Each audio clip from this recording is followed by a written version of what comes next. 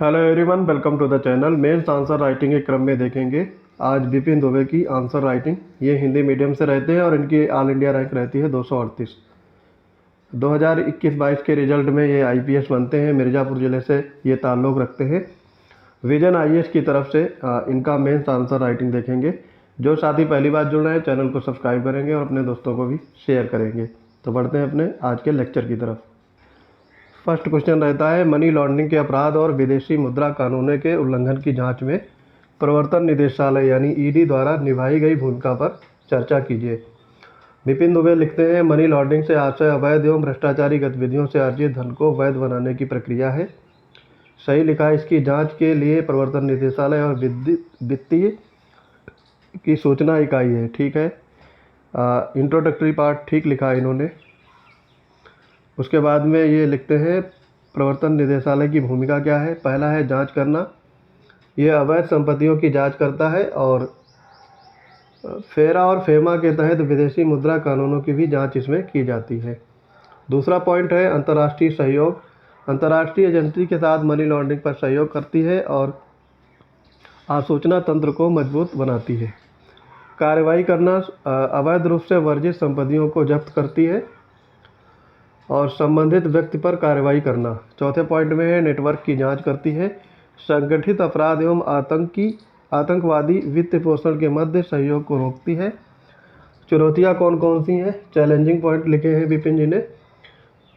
प्रभावी रोक नहीं है। विजय माल्या, नीरव मोदी और मेहुल चोकसी आदि पर प्रभावी कार्रवाई नहीं हो पाई है। काफ़ी अच्छा लिखा इन्होंने। एग्जाम्पल काफ़ी सटीक दिया है। स्विस बैंक वर्तमान में भी भारतीयों के धन स्विस बैंक में जमा है। धन वापसी नहीं हुई है और जमाखोरी अभी भी जारी है।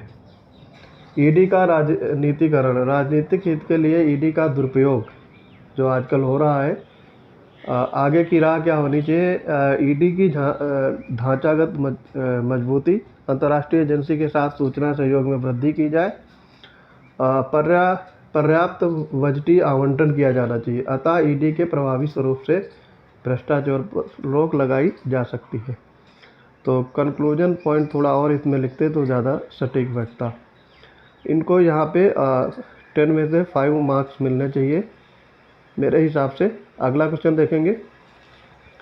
भारतीय संविधान भारत में उदार लोकतंत्र के संरचना हेतु या विकास हेतु एक ढांचा प्रदान करने में सफल रहा है। विश्लेषण कीजिए। विपिन जी लिखते हैं, भारतीय संविधान ने संसदीय लोकतंत्र की प्रणाली को अपनाया है जिसमें लोकतंत्र की मूल भावना जनता का जनता के लिए जनता के द्वारा शासन नीत है।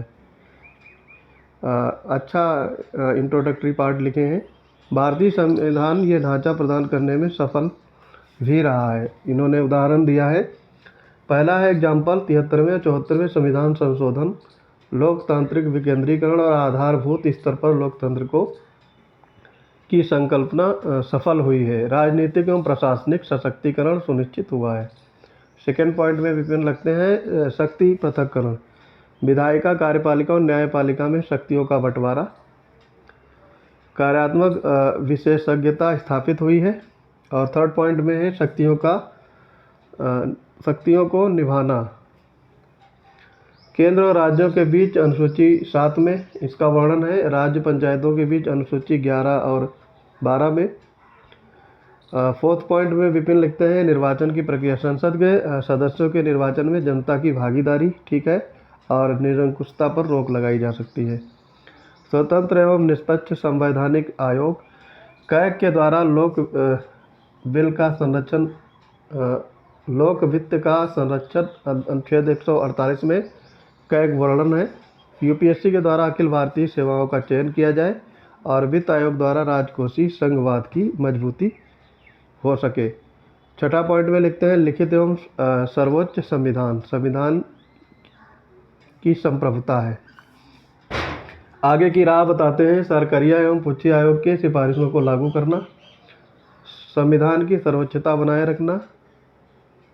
और ये आगे लिखते हैं राम जवाया कपूर वाद के अनुरूप शक्ति पृथक्करण का पालन करना। कंक्लूजन में लिखते हैं अतः संविधान में निहित मूल्यों के अनुरूप उदार लोकतंत्र को सामाजिक, आर्थिक एवं राजनीतिक न्याय के लिए आवश्यक बनाया जा सकता है। तो ठीक है, यहाँ पर इनको 5 आउट ऑफ 10 मिलेंगे, अच्छा लिखा है।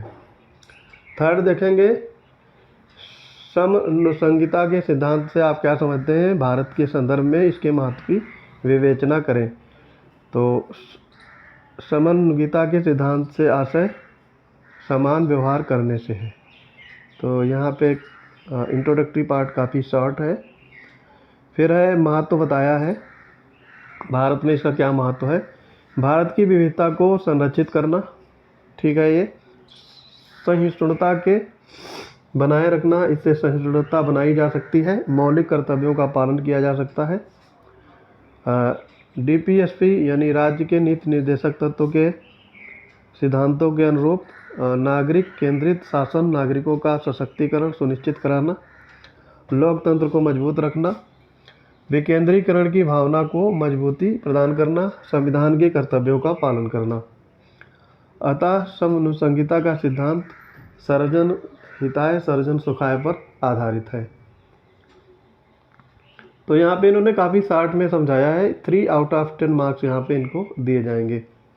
अगला क्वेश्चन देखेंगे, मूल कर्तव्यों के नैतिक मूल्य अधिकारों का दमन करना नहीं होगा, बल्कि लोगों को उनके कर्तव्यों के प्रति उसी रूप में जागरूक बनाकर एक लोकतांत्रिक संतुलन स्थापित करना है जिस प्रकार से वे अपने अधिकारों के प्रति जागरूक हैं।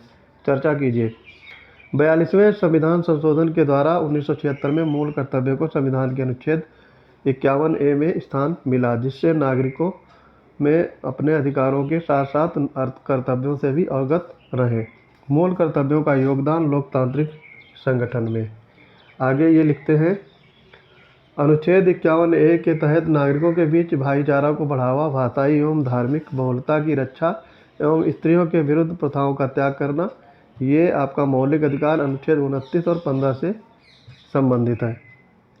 अनुच्छेद 51A के F में दिया गया है, इसका उद्देश्य गौरवशाली सामंतिक संस्कृति परंपरा का संरक्षण है। मूल अधिकार 29, 30 और 27 में बात कही गई है। अनुच्छेद 51H में हिंसा से दूर रहना, मौलिक कर्तव्य या मौलिक अधिकार, ये परस्पर पूरक हैं। जो हमारे कर्तव्य हैं वे अन्य के अधिकार हैं, जैसे कि मेट्रो में महिलाओं और वृद्धों के लिए सीटों का आरक्षण। ऐसे में मौलिक कर्तव्यों के लिए जागरूकता, अधिकारों के संरक्षण को बढ़ावा देना। आगे ये लिखते हैं, कंक्लूजन पार्ट में निष्कर्षता कहा जा सकता है कि मौलिक कर्तव्य मौलिक अधिकारों के संयोजन से ही व्यक्तिगत स्वतंत्रता और सम्मान संरक्षित हो सकता है। यहाँ पे इनको 4 आउट ऑफ 10 मार्क्स दिए जाएंगे। शॉर्ट में समझाने की इन्होंने कोशिश की, थोड़ा और ब्रीफ लिख सकते थे। और अब करेंगे 5वां क्वेश्चन, ये अंतिम क्वेश्चन रहेगा। क्या आपको लगता है कार्यपालिका द्वारा प्रत्यायोजित विधान का प्रयोग शक्ति के पृथक्करण के सिद्धांत के विरुद्ध है? भारत के संदर्भ में चर्चा कीजिए। विपिन जी लिखते हैं, प्रत्यायोजित विधान से आशय संसद द्वारा कानून निर्माण की प्रक्रिया कार्यपालिका को सौंपने से है। ज्ञान शक्ति पृथक्करण के विरुद्ध बताते हैं अध्यादेश अनुच्छेद 123 और 213 के तहत अल्पकालिक विधायी कानून कार्यपालिका द्वारा निर्मित करना। कूपर बना भारत संघ, इन्होंने यहाँ पे 1970 के अंतर्गत बताया है। न्यायालय ने कहा कि इसकी जांच हो सकती है और तत्कालिक कार्रवाई की आवश्यकता थी या नहीं। डीसी वाधवा बना बिहार 1987 में अध्यादेश विधायिका का विकल्प नहीं हो सकता, ये जारी किया था। फिर है जन आकांक्षा के विपरीत जनता ने विधायिका का चुनाव नीति निर्माण एवं विधि निर्माण के लिए किया है। विशेषज्ञता क्या होनी चाहिए? विधायिका के पास विशेषज्ञता होती है, एक पॉइंट में। दूसरा है विधि निर्माण में पूर्ण भिन्नता शेयर होल्डर से संवाद से हो सकती है। संसद विधानमंडल द्वारा व्यापक चर्चा के बाद विधि निर्माण किया जा सकता है। प्रत्यायोजित विधान की प्रासंगिकता, विधायिका पर अत्यधिक दबाव, संसद का सत्र न चलना।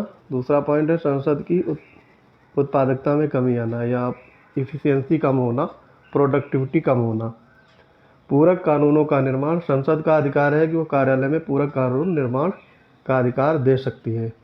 कंक्लूजन पार्ट में लिखते हैं, प्रत्यायोजित विधान के द्वारा विधि निर्माण में तीव्रता आती है। ऐसे में कार्यपालिका को ये ध्यान रखना होगा कि ऐसे विधान संविधान एवं जनहित के अनुकूल हो। तो यहाँ पे इनको 5 आउट ऑफ 10 मार्क्स दिए जाएंगे। अच्छा लिखा इन्होंने। तो आई होप ये वीडियो आपको पसंद आते होंगे। मिलते हैं अपने अगले टेस्ट सीरीज में, तब तक के लिए पढ़ते रहिए। जय हिंद।